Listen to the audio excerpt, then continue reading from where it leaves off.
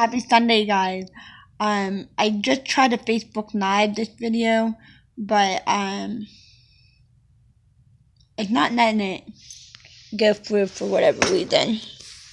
So we're going to do it this way, and I will upload it. So I have a question I want to impose to you. What iron are you allowed to be sharpened by? In Proverbs 27 verse 17, it says, "Iron sharpens iron, and you shall be sharpened by one another's iron." So I got to thinking about that. Who's the man there?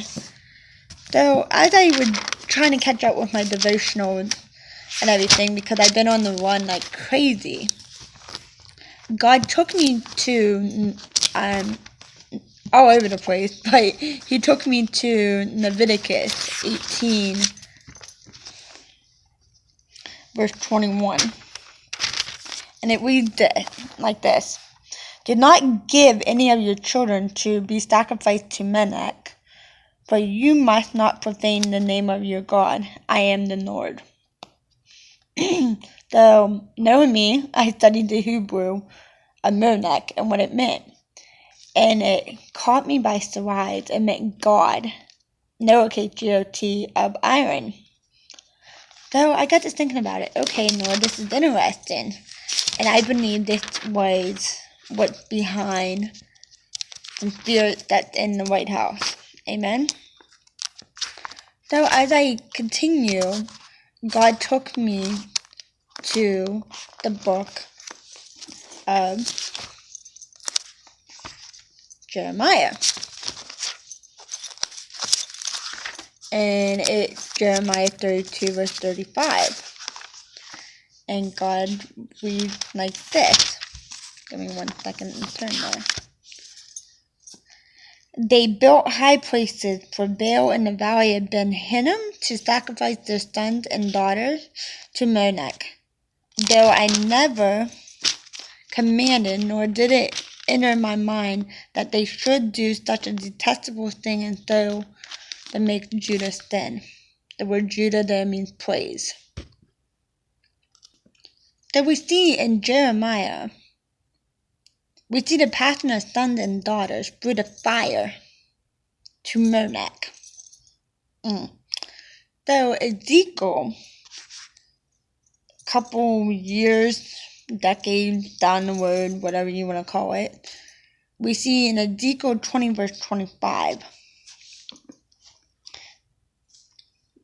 which reads this: "I also gave them over to the statutes that were not good and the laws they could not live by." But we see lusted after their fathers' idols. It says in the scripture before, but let's go back to verse 22. It says, "But I withheld my hand and forsake my name. I did what I would keep it from being profaned in the eye of nations, in whose sight I had brought them out. Also with up and lifted hand I swore to them in the desert that I would disperse among the nations and scatter them through the countries, because they had not obeyed my laws, but they rejected my decrees." Okay? So, Leviticus, we see the Orient, and we see the Israelites were ordered by this Orient by Moloch worship in Leviticus 18:21, as I read to you. So how does the Spirit gain great impulse from? Comes from Ahaz, H-A-A-Z.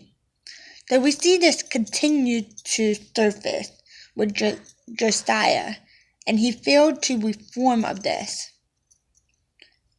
So we see Micah in chapter 6, verse 6, which reads, "Remember your journey from Shittim to Gilgal, that you may know the righteous act of the Lord. With that shall I come before the Lord, and bow down before the exalted God shall I come before him, the burnt offering with calf and a year old." Will the Lord be pleased with the southern wind? With 10 shall I offer my firstborn for my transgression, the fruit of my body, for the sin of my soul?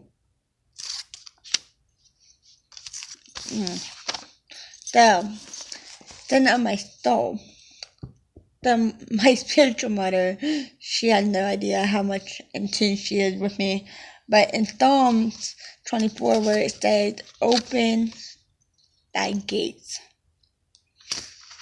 we know in Isaiah, it says, I will break the gates, the iron gates. Well, what is that iron gate, guys?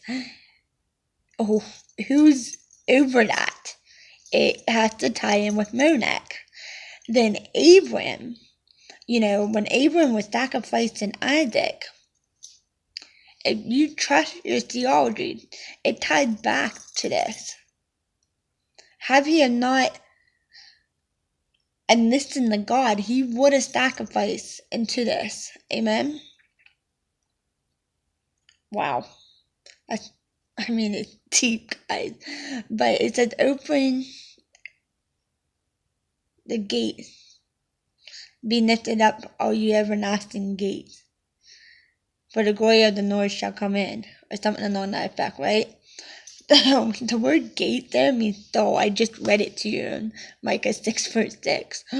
So, the thing is, what are you allowing to sharpen? Are you letting God be your iron